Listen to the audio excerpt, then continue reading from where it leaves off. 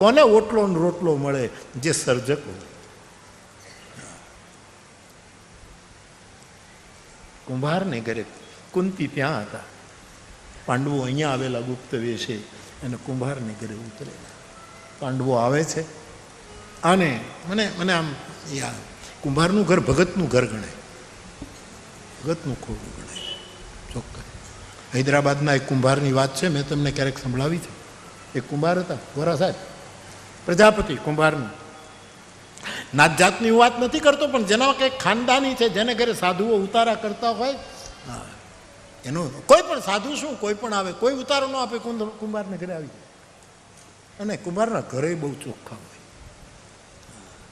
બહુ જે માટીને એવી એવી એવી કોમળ બનાવે ને સાહેબ, માટીને ત્યારે ઘાટ ગળાય, એના ઘર બહુ ઉજળા હોય. અને આપણે ત્યાં લગ્ન થાય ત્યારે ચાકડાની પૂજન કર્યા વગર કોઈ